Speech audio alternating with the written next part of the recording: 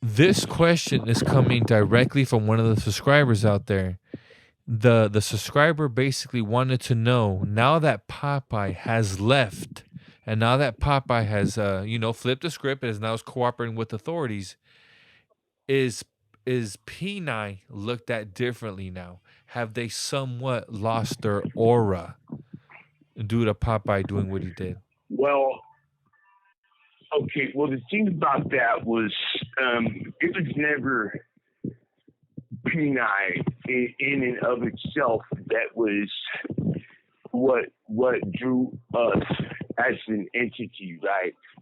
It was the numbers and the fact that Donald had a pistol grip on that whole trip, right? And like the vast majority of them, no one really knew, right? But that's neither here nor there. I mean, especially with dudes like that just sat in a shoe for years and years and years. As generations pass, hardly anybody remembers you, right? Um, the thing about what's causing people to look at P9 differently now is they're recruiting under the. This call and your telephone number will be monitored and recorded. They're recruiting under the nose of the chip, right? And that was one of the main things that would cause, that was one of the main trips that would get you in trouble. Like, there's only going to be one tip in California. That's it. If there's going to be any recruiting done, it's going to be done by that particular group, right? But in terms of quality control, right? If it's a good person, if it's a good dude, it's a good dude, right? But without Popeye's control over it, man, I mean, yeah, a lot of the aura was lost, right? Because someone has to have control of that. And with Popeye being gone and Chuck getting knocked off, the grip on them is lost. I mean, and there's always little drama with them, man. Like, the thing that used to irk me, and anybody talking to me after a while, you'll know, my thing is I don't like dirty macking, man. I don't fucking like it at all. If you got to run down another motherfucker to make yourself look good, then there's something wrong with you. And somebody that's in tune with that, they're going to know that. And they got all these little petty dramas, and they position themselves in posture, and without someone having it, that on lock, that stuff begins to run rampant, right? And so I'd say without Don having a grip on that, it's lost its luster. But there's another group that they got their eyes on, so they're gonna do okay. Yeah. What is that group? All right. Coors. What does that stand for? What does that stand for? It doesn't stand for anything. It's Coors Beer Factories in Hemet, and that's where they're from. So they're Coors. I mean, that's what I always been told. I'm from the Bay Area, man. So but they just Coors is their trip. Yeah. What happened to Chuck? I mean, this is get, huh? What happened to Chuck? Unofficially, man, he was dope fiending and living. This is their opinion, and I don't share it at all. But unofficially, man, kind of being a dope fiend and being looked at like that. And again, I'm going to say I don't share that opinion. And not really producing nothing, not really making your stamp. They had someone bumped and they had someone try to kill him, man, which is fucked up. Because there's rules against that, right? Now, officially, they might try to whoever called it might try to attach something else to make it look good, right? But you know, basically, dope fiendry, living life unbecoming, right? Like, look, oh boy, when you're on a yard, and the minute you walk out that door, you need to emanate power and control, right? And that way, anytime you step somewhere, that's understood. You don't need to say it because it shows, right? You don't need to declare it. You don't need to say it. It pours off you like an odor, right? And people can pick that up, right? And if you don't got it like that, then someone's gonna want to knock you down. Because look, man, the way you are perceived, isn't just your reputation. It's you represent a community, and if your conduct is unbecoming in that community, they're gonna knock you down, man. Plain and simple, and it could just be that simple. Just they don't like they don't like the way you're acting or the way you're carrying yourself or whatever, right? And someone will try to attach something political to it, right? They really do, but I mean, it is what it is. Now, my opinion is Chuck's a good dude, man, and he didn't deserve that. And the fact that someone else other than a brother did it is funky, man. If a brother wants to take something to another brother, that's one thing, right? And that's okay. But you have an outsider do that, that's all the way, that's all the way bad. Yeah. Another individual, another fan of the show, wants to know about the brand's future. They stated the fact that their books are closed and members are getting older now. How is it possible for them to be able to sustain? Those were their Okay. Those were Well, their exact words. the books aren't okay. The book isn't closed, right?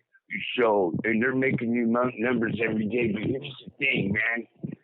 It's quality versus quantity. And if you ask me, I don't think I don't think it's sustainable. The way it's going right now, I don't think it's sustainable for another 20 years, right? Because they're accepting things that they wouldn't accept, like 50-50 yards, nut jobs on their fucking yards, working it out for EOPs to stay so they could do, hey, we'll leave you guys alone, just leave these dudes alone.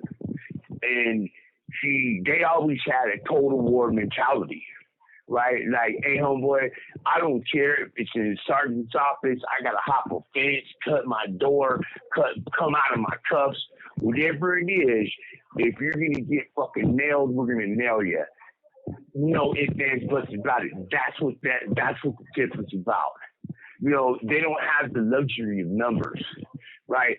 So they got to be, in terms of all gangs, they're ferocious, but they have to be more ferocious, right?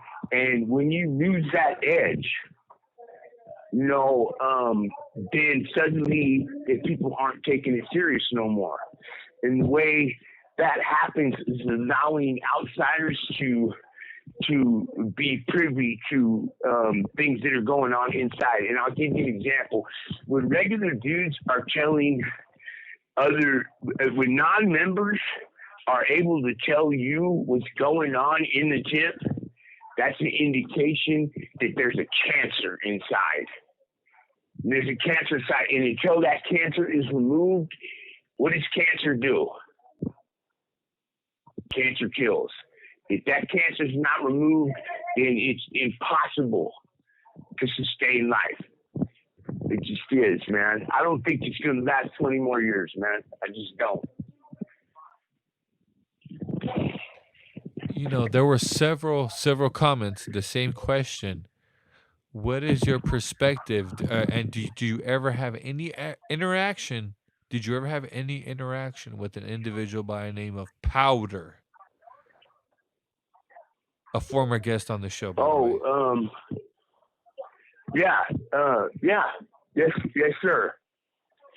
I know who Powder is. What can you tell me about him? Did you ever have any interaction with him on the main line? Yeah, yeah. Powder and I have no problem saying it. Powder was a friend of mine, right? And I know there's a lot of people who talk about Powder, all right, and want to run him down, and I'm not going to do that, right? Um, I'm not going to say all of his actions and things that came out of his mouth and stuff like that. Um, it's all clean and all. This call and your telephone number will be monitored and recorded. As a person and an individual, which is the way I see people nowadays, he's okay, right? I got if he's messed up in the past or whatever, right? I got no interest in that. But yeah, I know him. Is there any particular reason why you're asking me? No, no, not in particular. The only reason why I asked you is because that same question popped up by like 5 or 6 different viewers. So I just thought, out of respect for them, I'd go ahead and ask. A big shout out to Powder, by the way. Nothing but love and respect for that individual right there. Yeah, yeah. I like Powder, right? Man, if there's anything I could ever tell him is that, man, clean up, get off that shit, man, and because you're way too good for that.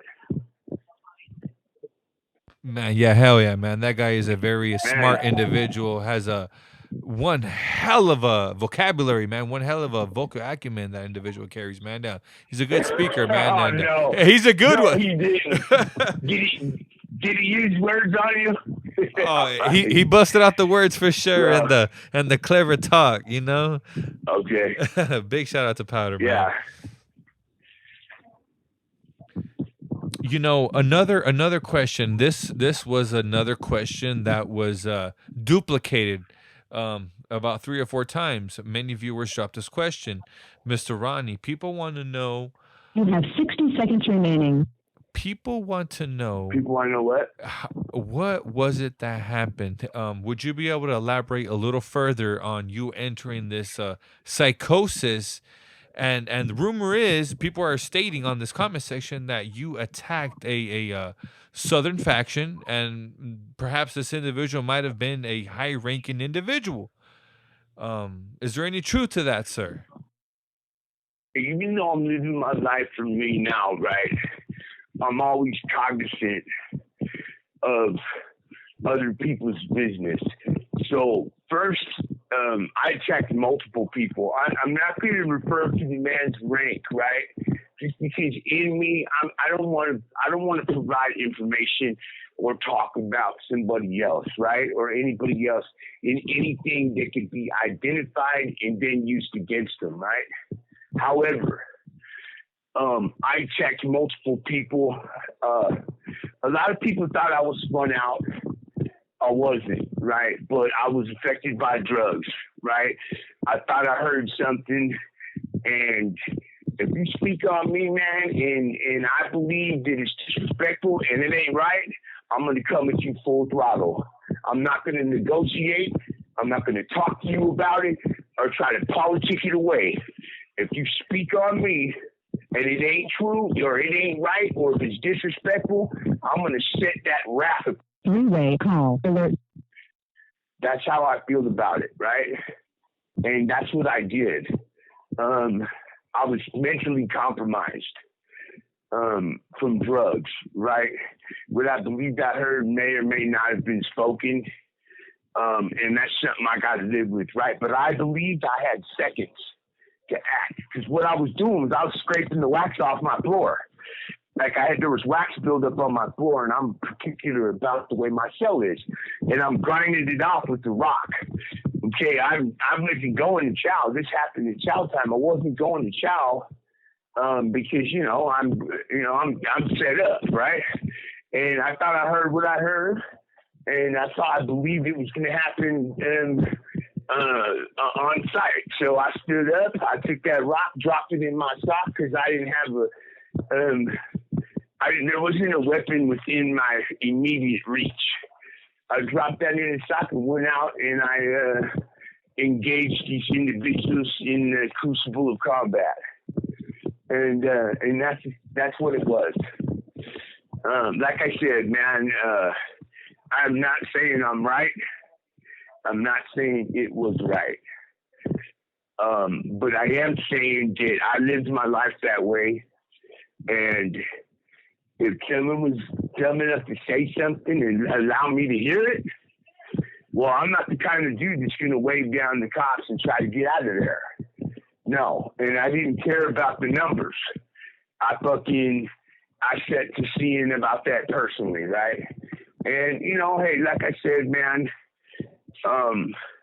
chances are I was wrong. And, you know, everybody, you know, once you're gone, like I told you the last episode, see, once you're gone, they can't have people loyal to you, right? See, everybody that was with me was loyal, man, because I treat everybody right. I didn't big league them, homeboy, and I didn't just throw it out there. Oh, I'm this. You gotta do what I didn't operate like that. If you didn't need to know something, I didn't tell you, and it was just that simple. And you know, so hey, man, I'm not saying that the decisions I made was right. I mean, I'm just saying that that's what I did. Right, and I explained it. You know, Tony, I don't want to, because you got to remember the message of this, right? Why I wanted to do this with you in particular. There's a few people that talk to me about you, right? And that you seem to be a stand-up dude, and I like what you're doing.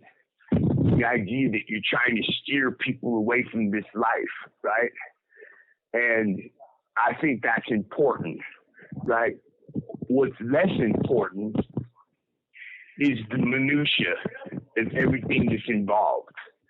What's more important is an individual's life and what's at stake if you approach individuals like I used to be and some of these guys that are still out there. Because if you make a mistake, if you make a bad call, if you say the wrong fucking thing, they're going to come at you to take your life, and they're not going to make it fair.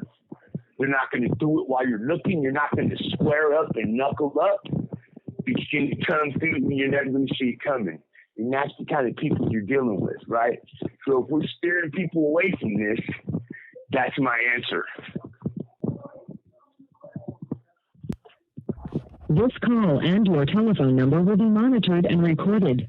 Did you ever encounter an individual who landed inside of the California prison system? However, he wasn't from a gang background. He wasn't affiliated with any type of gangs, any type of sets. However, inside of the prison system, he would find himself fully involved, knee deep in the politics and becoming someone of influence inside of the prison system. Have I ever? Yeah, you're pretty much telling. That's the story of pretty much every gang member you're thinking of that you were talking about. None of us come from gang. Okay, for the longest time, skinheads weren't allowed to have membership, right? So the closest thing to gang culture within the confines of the tip was like sort of skinheads does. Maybe some guys. Maybe white guy gangs, but most dudes that later became somebody, they came up just like that. They came into a system that was hostile towards them. You're outnumbered, and you see a group of people that is willing to stand up for you if you stand up for yourself and stand up for them.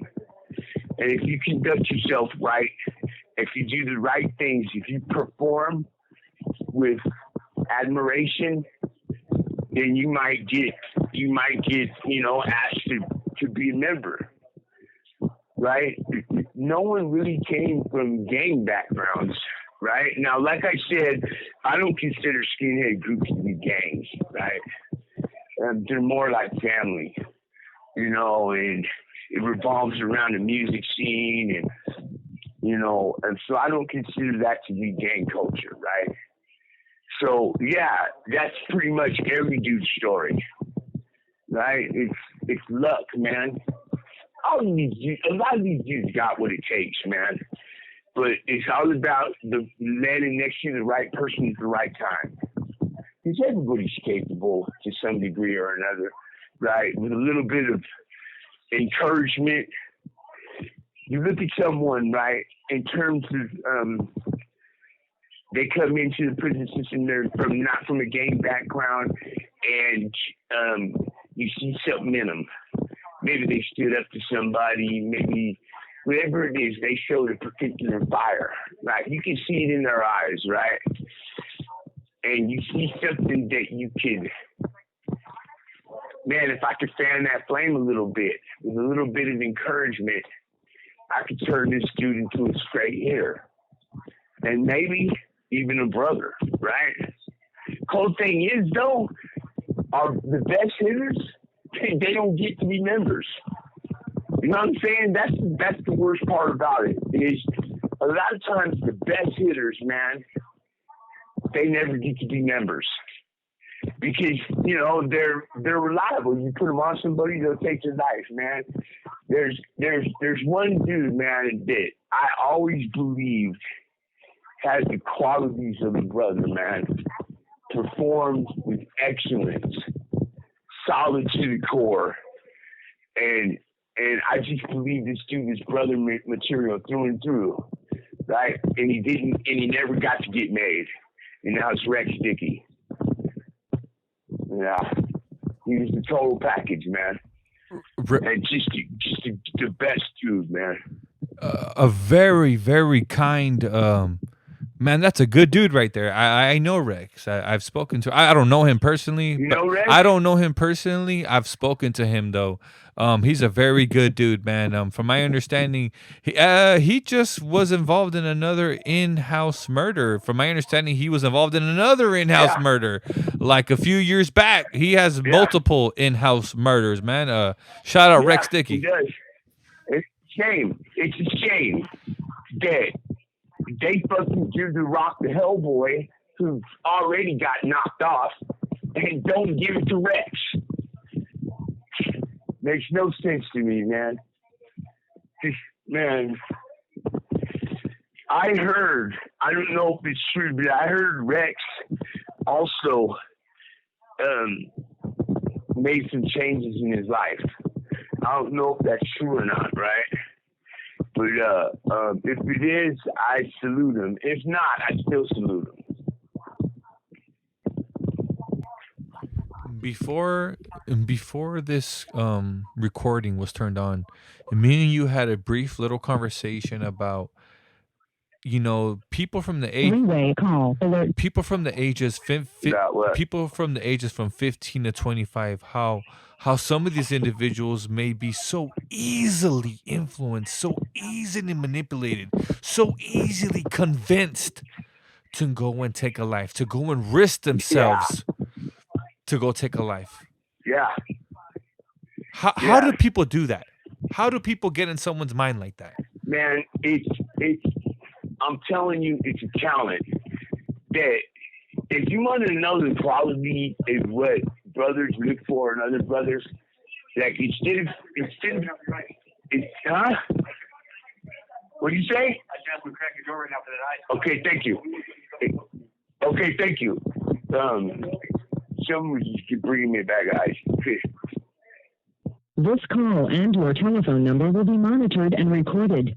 A lot of people think it's the killer instinct that gets looked for as first and foremost, but it's not. It's your ability to reel people in. It's your ability to set up shop, start a crew, and start having people drink the Kool-Aid, man. Right? And what makes these youngsters susceptible is because your brain isn't fully developed. Now, science is telling us that your brain isn't fully developed until you're 25, right? So a human being, because we're social, We are geared already. We're made to follow a sort of teacher figure. In our society, Western society, we have a patriarchal society, which is a strong male leader, basically. And that's who we're geared automatically to follow, right? The problem is we take these youngsters up on the streets who come from broken homes or whatever, and they look at the big homies in their neighborhood, right? And they see they got the women, they got the sack, they got a little bit of money, they got a nice car, everything that a youngster wants, right? And this dude sits in the crowd of people and tells these fake-ass stories. And the youngster begins to believe falsely that he wants to be just like this dude. And the reason why I can tell you that is because that's what happened to me. I would look at these dudes that were covered with tattoos, been in prison, and I suddenly wanted to emulate them. All the way down to smoking non-filter cigarettes when I was 14 years old.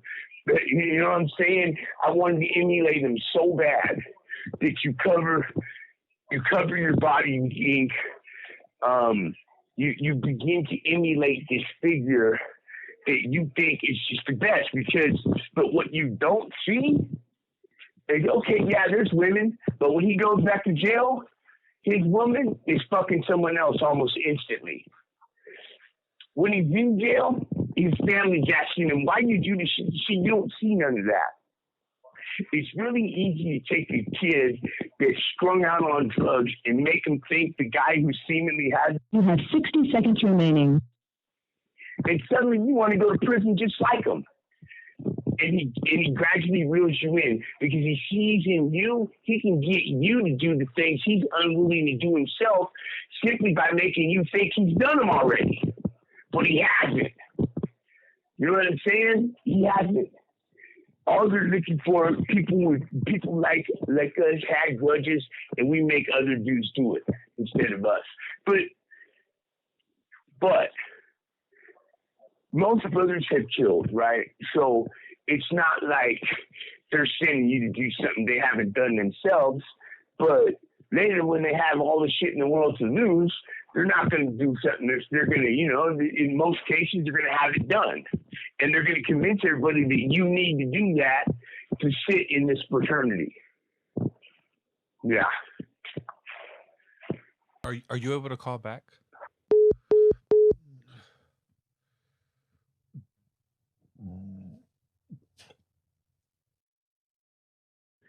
Thank you. Do you have a book, my son? Yes, I do. Hold on.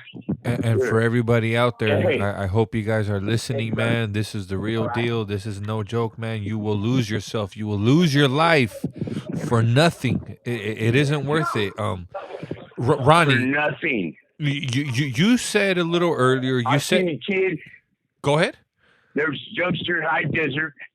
I'm going to hold back his name, but those of us who've been there knew he got killed for a shot of coffee. He got bought coffee from a black dude and turned around and shared it with his homeboys. They found out he got it from a black dude. They fucking killed him. This happened in the mid-'90s. Right? Killed him. But when we were in the shoe, I could go to any one of them dudes, including old BGF, and ask him to start a copy to give it to me, and it'd be no problem. I'd take it. And we knew that they were killing each other for that. Yes, it's a real deal, man. It's not, this isn't a game. Do you somewhat feel hypocritical? Not to call you a hypocrite, but at that point in time, while you were involved, Absolutely. is that hypocritical? Yes. I absolutely. This call and your telephone number will be monitored and recorded. Yes, that's the exact word. Yes, a hypocrite. I would have people fucking nailed for doing the same shit that I did.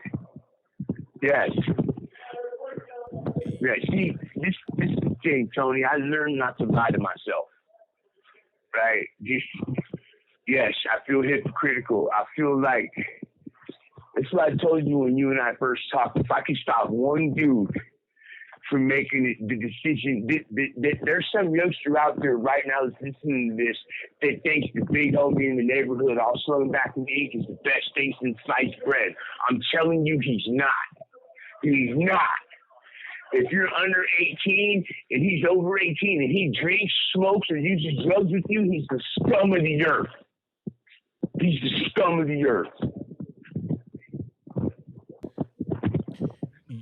You He wants you to go break into people's houses, put in work for him, shoot people, and you're a youngster, and you somehow convinces you because you'll go to juvenile hall and you ain't going to get in that much trouble.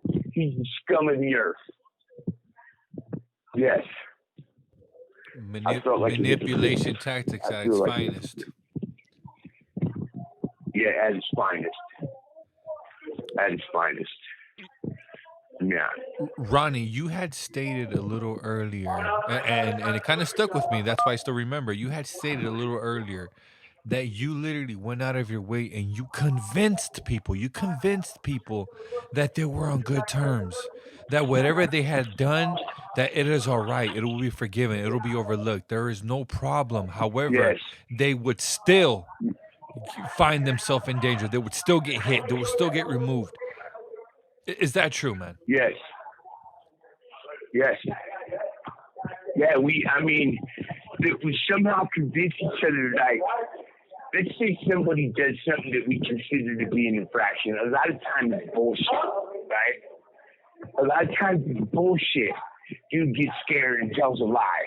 Maybe he says he didn't do something that he really did because he's scared. But it ain't like world ending, right? But somebody in powers that be decides that, you know what, man, we have to set an example, right? We have to, because somebody just wants to flex their muscle or whatever, right? And you turn right around and tell that dude, you know what, man, it's all good, homeboy, you got to pass. Knowing the next day group yard is going to get fucking nailed. Because you got to get them to come out. Because you feel like we just got to get them for this. We got to get them for this. A lot of times, it was dudes proxying and for other dudes. Like, I'm telling you, there's a lot of, like, there's manipulations in the woodpile where this dude doesn't like this dude. But this dude might have my ear, though, right? He has my ear and this other dude don't. And maybe he doesn't like this dude. So he starts telling me every bad thing this dude ever does, but he's saying it in a way that he's making it worse than it really is. So I get tired of hearing it. And I tell him, you know what, man, you want to do it, fuck you, you can have him. Knock him off, right? Because you can't do all that talking and then turn it off, right? So you want it, go ahead. And then this dude turns around and feels ventilates the dude, right? On your word.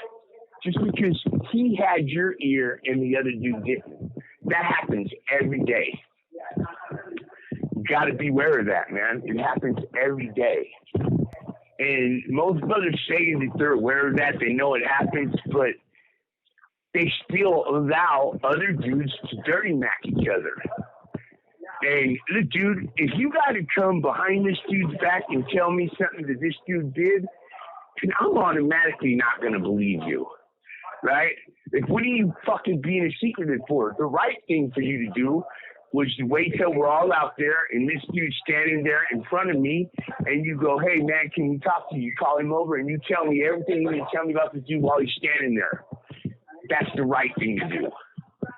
Okay, because it shouldn't be just one-sided, but unfortunately it is one-sided. And you might just be a little bit shy, or just you might not be as social, or, you know, you might be intimidated to be around this dude that's making all the decisions. And that right there. This call and your telephone number will be monitored and recorded. Can get your head removed from your body. And that's a fact. Mr. Ronnie Irwin, man, I sincerely appreciate your time and your presence. Ladies and gentlemen, please drop another comment, drop another question, and it will be asked. There will be a part 3 for sure.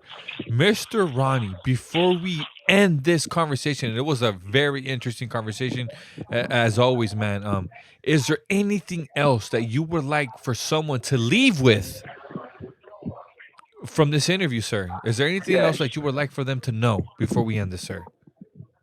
Yes. Prison is not cool. The shit you do to get to prison isn't cool. The people in prison, this is not what you want to be. Don't, man, take that one split second to think about what you're doing before you do it, before you pull the trigger, before you cut this dude's throat, before you stab this dude. Think about what you're doing before you do it. Who the fuck are we to fucking end this man's life? Who are we to end this man's life?